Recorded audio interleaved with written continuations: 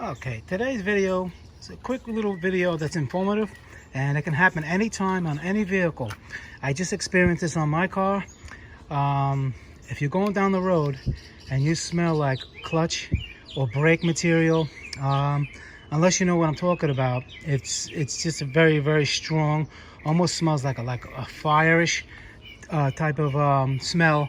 You could have, and even if your brakes are all fine and everything's working good, you could have a hanging up brake pad or the caliper. Perfect example is my truck.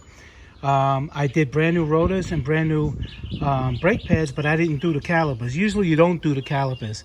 And what could happen is I put these on.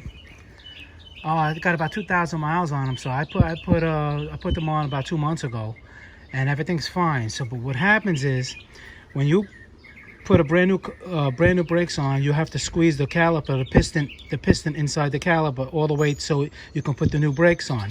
You have to, squeeze it all the way back in with a C-clamp. All right, so what I think is happening is that as it wears, of course, you lose more and more clearance, and the piston comes out more and more until it gets to a certain spot that has probably a lot of corrosion or a little bit of rust. And what happens is when you squeeze the brakes, right? This is exaggerated, but when you squeeze the brakes, it squeezes the rotor, and then when you let go of the brakes, it lets go of the pressure.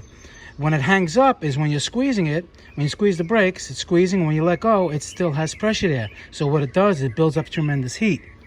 And a quick way to do that is to feel them with your hands, or you can smell it. You can, if you know what I'm talking about, when brakes burn up, you know how you do. You can smell it on trucks. Well, I did it. I already managed. I can just feel it and know that it's hot. But here, let me just show you on this. It says 104, which is okay. I just stopped the truck about 10 minutes ago. Over here, 128. That's still okay. Now this one is showing 128, about the same. And the problematic one that's hanging up, right now it's showing 150, which is not bad. It was showing 400. So basically, okay, here, so it's at 165, and that's the passenger side front, and this is the driver's side front. And it's like 65-degree difference, but it wasn't. This one was 150 a little while ago, and the other one was 400. So it cooled down a lot. So, but the easiest way is basically you touch it. This thing, you can still almost not touch it. Actually, you can't. You hold it, that's it. You can't touch it. You can't keep your hand on it. That's how hot it is. What happened is the rim is absorbing the heat. See this one? No problem. You keep your hand on it, no big deal. This one, I can actually smell that smell of the brakes burning up. Hopefully the rotor is not bluing, but hopefully the rotor didn't get warped. And you can even see in there, right over there, I got the new brake pads in there.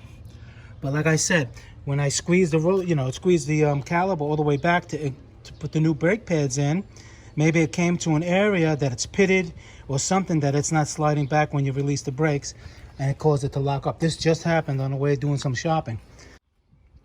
And what I'm gonna do with that, I'm gonna take the wheel off, and actually I'll take the wheel off and I'm gonna assess that, and I'll show you guys exactly what happened. Okay, I took the wheel off. What you first want to do is visually inspect everything. I see it has a couple of little grooves here. They're not very, you could barely feel them, but something was rubbing. Sometimes it's the material inside the brake pads. It's normal, but all the other ones don't do that. And you want to make sure there's no bluing, like really hot. I mean, it got hot, but not as hot as there's no hot spots yet that I can see. And you just look around anything. My guess is the piston. I'm going to take the caliper off and try to push the piston in and see if it has excessive force. Because that's what I'm thinking it's going to be. All right, I'm going to do that now. Okay, so I just took it off. And a couple of things you want to notice, verify too, is that these move in and out.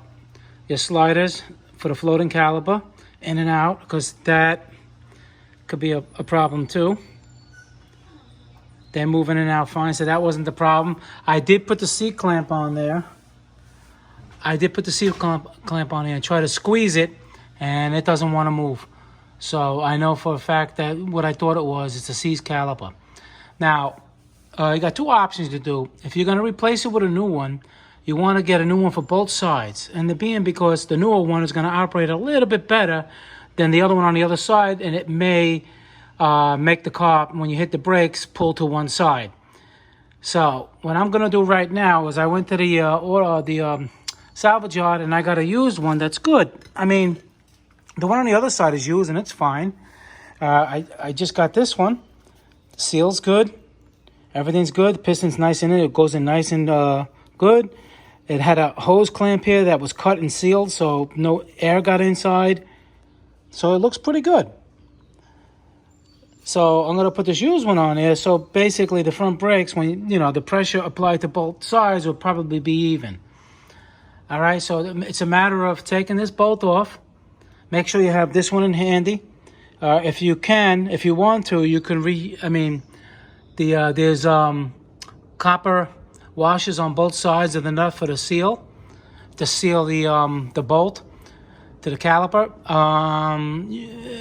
You could reuse them if you want to, or buy new ones. Just if you reuse them, make sure you torque them down nice and tight, and you check for leaks before you put the vehicle on the ground. You start the car up, press the brakes a couple of times, make sure there's no leaks.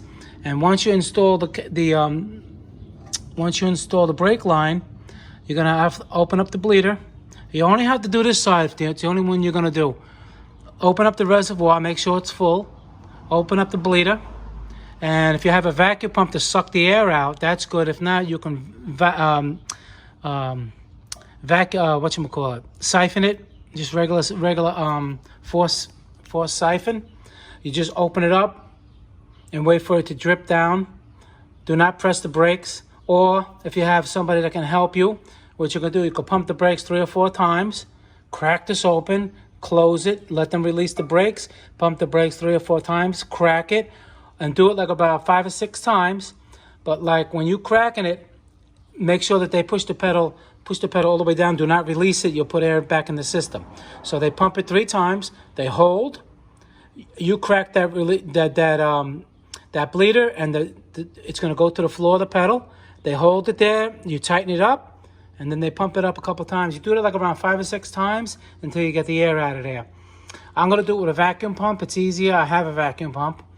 A lot of people don't. And you could do it the other way. It doesn't really matter.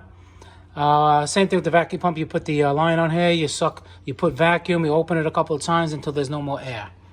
And you don't have to do any other brakes unless you opened up the systems on any other brakes. You only got to do this side.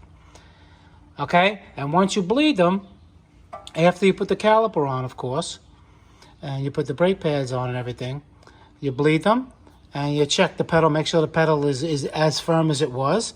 Make sure there's no leaks. You could spray some brake cleaner all over everything, let it dry. Then when you pump the brakes, with the car running too, would be good. You don't have to do the bleeding with the car running, but do it with the car running to check for leaks before you put the wheel on and before you put the car back in service. All right, so that's what I'm going to do right now. And that's basically it. All right, guys, please subscribe. Like the video. Any comments, appreciated. How I can do something different for you guys. Any questions, I answer all my questions as fast as I can.